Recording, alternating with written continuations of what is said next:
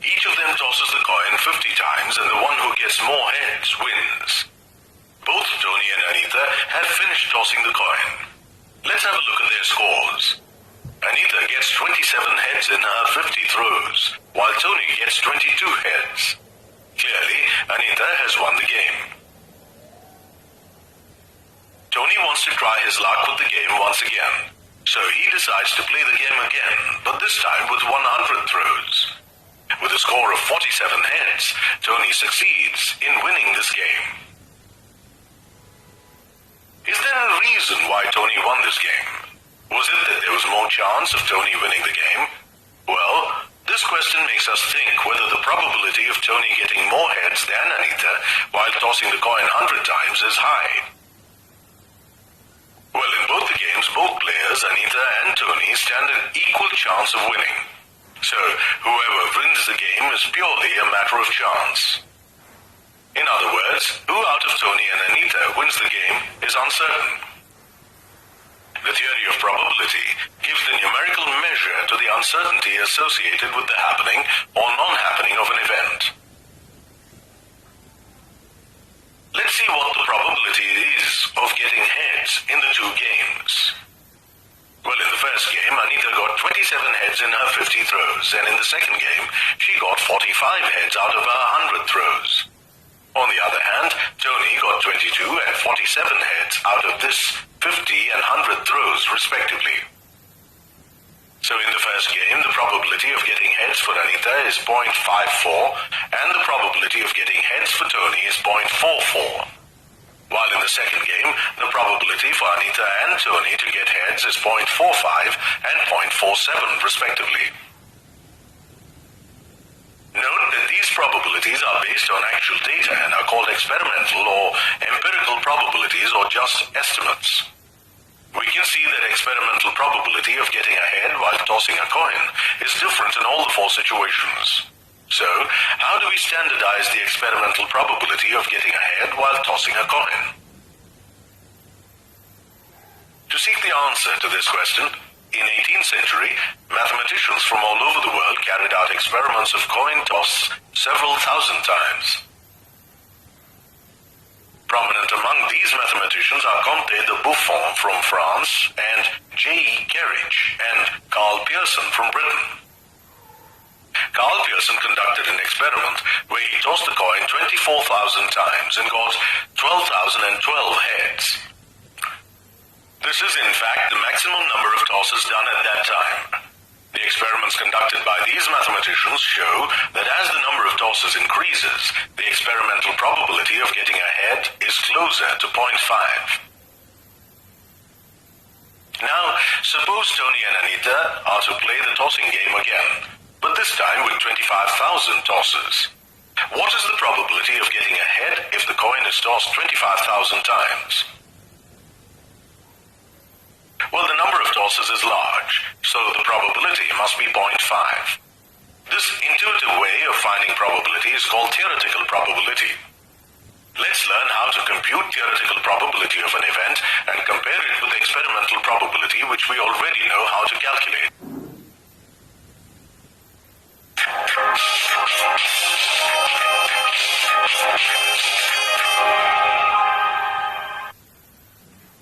Recall that experimental probability depends on the actual results of the experiments conducted. This probability gives the estimate of occurrence of the event based on how often the event occurs after running an experiment. Theoretical probability, on the other hand, is an intuitive way of finding probability based on logic and reasoning. This probability involves analyzing the possible outcomes of the experiment. Owing to this reason, sometimes the experimental probability is not the same as theoretical probability, even though the likelihood of the occurrence of the events is the same.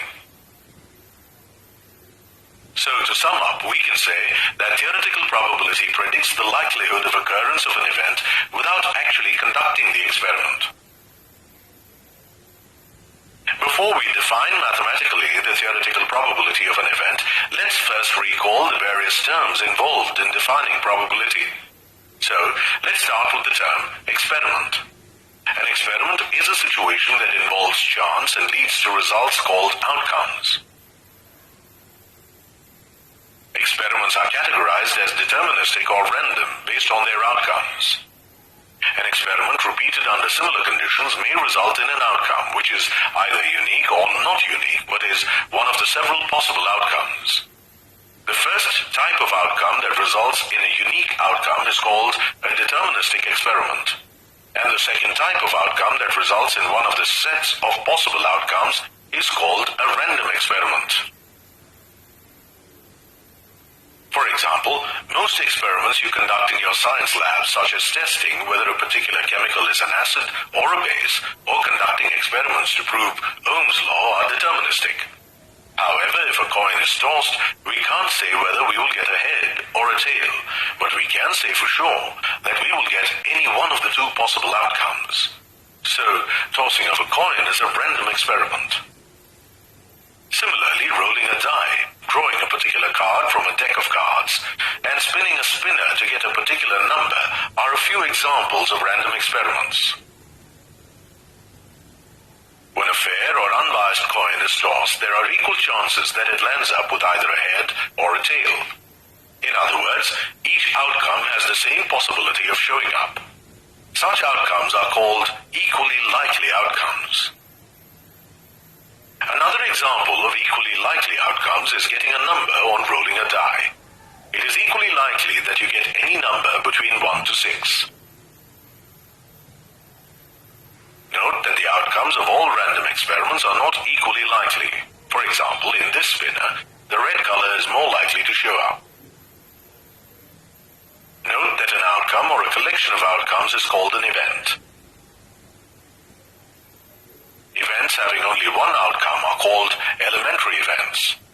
This completes the terms that we need to know to define the theoretical probability of an event. However, before defining theoretical probability of an event, one important point worth noting is that we can get theoretical probability only in the experiments where we are prepared to make certain assumptions. Thus, the assumption of equally likely outcomes leads us to compute theoretical probability. Laplace defined theoretical probability, also called classical probability of an event E, that is, P of E, as the number of outcomes favorable to event E, divided by the number of all possible outcomes of the experiment, provided the outcomes of the experiment are equally likely. Note that probability of an event, that is, P of E, is a number that lies between 0 and 1, both 0 and 1 inclusive. However, probability of an event cannot be negative. Let's find the theoretical probability of getting a head if a coin is tossed once. When we toss a coin, there are only two possible outcomes, a head or a tail, and getting a head is the favorable outcome. So, the probability of getting a head is 1 over 2 or 0.5. Let's now find the theoretical probability of getting a tail in a coin toss. When we toss a coin, there are only two possible outcomes, a head or a tail, and getting a tail is the favorable outcome. So, the probability of getting a tail is 1 out of 2 or 0.5. Similarly, the theoretical probability of obtaining a 6 when rolling a die is 1 upon 6. In fact, we can see that the probability of getting any of the numbers, that is 1, 2, 3, 4, or 5, is also 1 upon 6.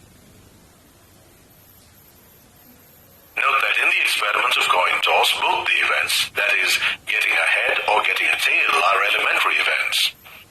And the sum of the probabilities of these two events is 1. Since getting a head or getting a tail are the elementary events of the experiment, and the sum of the probabilities of these events is 1, we can conclude that the sum of the probabilities of all elementary events of an experiment is 1. We can also verify this conclusion in the case of the die experiment as well. While throwing a die, the events of getting any one of the 6 numbers, that is, 1, 2, 3, 4, 5, or 6, are also elementary events. We can see that the sum of the probabilities of these events is also 1. Now that you know how to get the probability of occurrence of events, both theoretical as well as experimental, Let's find out for what cases do we use theoretical probability and for what cases we use experimental probability. To answer this, let's take the example of the tossing a coin experiment. We can toss the coin 100, 500 or even 1,000 times to calculate the experimental probability of getting a tail. But we cannot go on tossing the coin a million times. Therefore, in this case, we use the theoretical probability, that is 1 over 2 or 0.5. As the number of tosses increases, the experimental probability becomes around 0.5, which is the theoretical probability of getting the head in a coin toss. So using the theoretical probability is more practical in this case. Thus, to answer our question, we can say that theoretical probability is used in instances where the experiment cannot be practically conducted. Theoretical probability is also used in instances where the experiment cannot be conducted at all. For example, while computing experimental probability of a satellite's failure during launching, or the probability of a building collapsing in the event of an earthquake. As we cannot conduct repeated experiments to calculate the probability in such cases, theoretical probability is used. Experimental probability, on the other hand, is frequently used in research and experiments of social sciences, behavioral sciences, economics, and medicine. In the cases where theoretical probability cannot be calculated, we need to rely on experimental probability. For example, during laboratory testing of medicines, we take a number of mice and inject them with medicine. We then find out how many mice were cured. In this case, we compute the experimental probability of a mouse being cured by the medicine by taking the ratio of the number of mice cured to the total number of mice tested. The probability obtained by this experiment can be generalized as, there are, say, X% chances of being cured by taking the given medicine. Note that in this case it is not suitable to use theoretical probability because, as for this probability, there are equal chances of being cured and not being cured by the use of the medicine.